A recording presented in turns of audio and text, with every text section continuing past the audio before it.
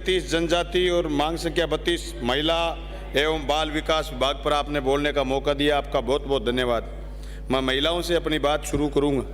राजस्थानी कवि गिरधारी सिंह पडियार ने कहा, रण आदो आद अंग पूरो जद मिनख लुगाई कुण कम है, जे नर है नद पुरुषार्थ रो तो नारी उण रो उद्गम है। मैं नारी शक्ति की इस बात से कि जीव जो बने उसमें नर और मादा दोनों बने और दोनों के अस्तित्व में कहीं कोई कम या ज़्यादा किसी को आंका नहीं जा सकता सभापति महोदय।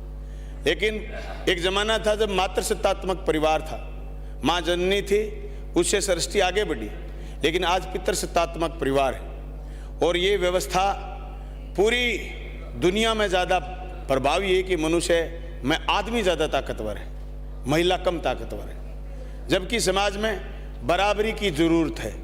हम जब मनुष्य की बराबरी की बात करते हैं तो जातियों में बराबरी से पहले महिला और पुरुष की बराबरी की बात हमने करनी चाहिए। एक सभ्य राष्ट्र के लिए, एक विकसित राष्ट्र के लिए अगर हम अग्रसर होना चाहते हैं तो हमें महिलाओं को बराबरी का दर्जा देना पड़ेगा।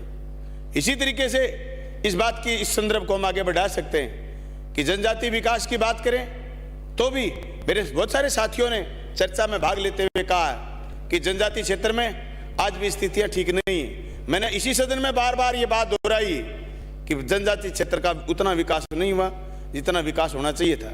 साथियों ने रेखांकित करा है कि वहां से अफसर नहीं बने, वहां से कर्मचारी नहीं बने। अब जो कांकरी डूंगरी का मसला था वो इसी बात की उपज थी। वो लोग मांग कर रहे थे कि हमारे यहाँ जो बाहर के लोग लगे हुए नौकरी, इनको भेजो, हमारे लोगों को रोजगार दो। हालांकि आंदोलन का तरीका गलत हो सकता है, इसी वजह से उनका दमन भी हो गया, लेकिन हम चाहते हैं कि बराबरी का दर्जा हो। जो टीएसपी क्षेत्र की मांग बार बार उठती और जो ये वहां बैठे लोग जो 10-10, 12-12, 14-14 साल से लोग बैठे, उन लोगों को नॉन टीएसपी क्षेत्र में भेजो और टीएसपी क्षेत्र के लोगों को रोजगार सिर करो, उनको रोजगार दिया जाए।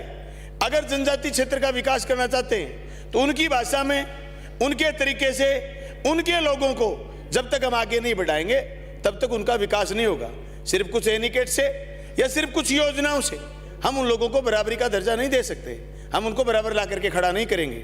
सभापति महोदय, ये पूरा का पूरा राजस्थान जिसका अच्छा और सुंदर इलाका, जो आदिवासी क्षेत्र के लोग रहते हैं, हरा भरा इलाका जहाँ खनिज संपदा भी है, लेकिन उस इलाके के लोग इतने पिछड़े हुए हैं कि आप सोच नहीं सकते। आप तो वहाँ रहे होंगे, पोस्टेड भी रहे होंगे, लेकिन वहाँ की स्थिति तुलनात्मक, हमारे इलाके में कोई खनिज संपदा नहीं है, 2 फसलों में से 1 फसल होती है, फिर भी लोगों का लिविंग स्टैंडर्ड अच्छा है, फिर भी लोग अच्छे से पढ़े लिखे। आप बार बार जिक्र कर रहे हैं कि साहब स्कूलों की स्थिति खराब, हमारे यहाँ स्कूलों की स्थिति अच्छी है क्योंकि पढ़ाई पहले आ गई, जागरूकता पहले आ गई, तो लोगों ने स्कूलों को उतना तवज्जो दी जितना लोग मंदिर की तवज्जो देते हैं। घर में माँ बाप की पूजा करते हैं, वैसे लोगों ने स्कूलों की, कॉलेजों की पूजा करी है। मैं धन्यवाद तो करना चाहूँगा मुख्यमंत्री जी का कि उन्होंने 1000 आंगनबाड़ी का जिक्र करा, लेकिन स्कूल खोलने चाहिए थे 1000, कम से कम स्कूल, ज्यादा से ज्यादा स्कूल। 50 घरों की बस्ती है कोई आदिवासी की, वहां एक स्कूल होना चाहिए ताकि वहां के बच्चे पढ़ें। प्राइमरी स्कूल भी खुल जाएगा तो वहां के बच्चे पढ़ेंगे। पढ़ने के बाद जब बच्चा 5वीं तक पढ़ लेता है तो उसके बाद हो सकता है वो दूसरे साधन से दूसरी जगह 10 किलोमीटर, 5 किलोमीटर दूर जाकर के भी पढ़ ले। ऐसी स्थिति में हम सरकार से मांग करेंगे कि सरकार उनके बेहतर जीवन के लिए, उनके बच्चों के कुपोषण से बाहर उभारने के लिए, महिलाओं को कुपोषण से बाहर उभारने के लिए सरकार टाडा माडा में जो भी योजना लेकर के आई है उसकी गंभीरता से जांच करे और गंभीरता से उन पर काम करे, उनका अमल ढंग से करे। बार बार जो बात पूरे दिन से डिस्कशन में आ रही वो यही बात, साहब बजट तो आया लेकिन लगा नहीं, लगा है तो मंत्री महोदय ये बताएं, इस चीज का प्रचार भी करें। अब जैसे महिलाओं को बराबर लाने के लिए या महिलाओं को स्वाभिमान प्रदान करने के लिए मुख्यमंत्री जी ने योजना लाए, एक उड़ान योजना। मैं कहता हूँ महिला बाल विकास बाकी से अच्छी कोई योजना ही नहीं हो सकती, लेकिन पूरे दिन में 2 आदमियों ने जिक्र करा है उड़ान का। उड़ान वो योजना है जिससे आज से 50 साल पहले के हर किसी के समाज की बात को, महिला को आज स्वाभिमान मिला है कि उसको सरकार ने उसकी चिंता करी, उसके स्वास्थ्य की। महिलाओं में जो गुप्त रोग होते थे उन पर पाबंदी लगेगी और महिलाओं में बराबरी का दर्जा की एक स्थिति पैदा होगी। सभापति महोदय, हम ये भी चाहते हैं कि आदिवासी क्षेत्र में जो वनवासी के नाम से विभिन्न संगठन चलते हैं, शायद उन संगठनों ने ठगा ही होगा।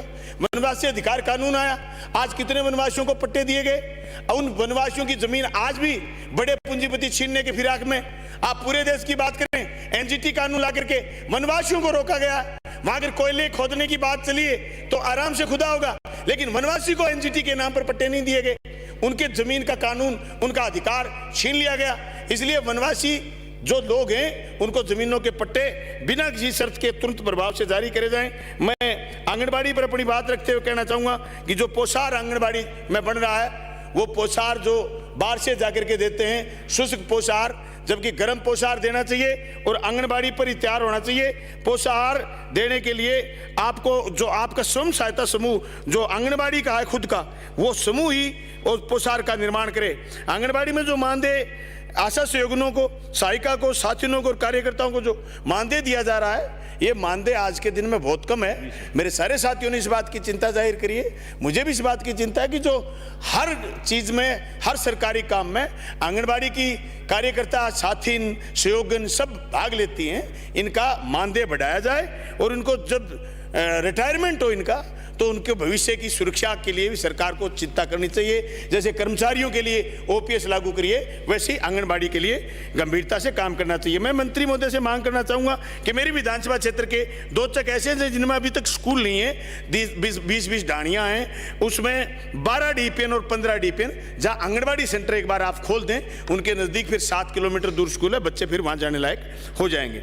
मैं ये मांग करता हूं कि जो आपने आंगनबाड़ी सेंटर खोलने की घोषणा करी है, वो जल्दी से जल्दी इन आंगनबाड़ी सेंटरों को चालू करवाया जाए, ताकि लोगों को ये महसूस हो कि बजट में जो घोषणा हुई उसको लागू किया जा सकता है। मैं सभापति महोदय, जो प्रशासन गांव के संग कैंप हुआ, उस कैंप में मेरी कॉन्स्टिट्यूंसी में 56 कैंप गांवों में लगे, उस 56 में से 28 कैंपों में मैं उपस्थित रहा। मैं धन्यवाद करना चाहूँगा आंगनबाड़ी की बहनों का, उन्होंने गोद भराई रस्म को और दूसरी जो रस्में आपकी थी उनको इतने जोरदार तरीके से लागू करा।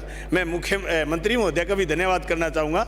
ऐसा जोरदार कार्यक्रम कि वो उस पूरे कैंप की रौनक आपका विभाग था और खूब काम हुए उस कैंप में, लेकिन उसकी जो रौनक आंगनबाड़ी ने करी, उसी बातों को संदर्भ को ध्यान में रखते हुए आप उनका मानदेय बढ़ाओ और उनका हौसला अफजाई करो। बहनें बहुत जोरदार मांग करती हैं। थोड़े दिन पहले मुख्यमंत्री जी ने जब घोषणा करी तो उनके 15% बढ़ाया है, 15% की बजाय कम से कम 50% उनका मानदेय बढ़ाया जाए। आपने मुझे सुना, आपका बहुत बहुत धन्यवाद। श्री पुखराज जी घर।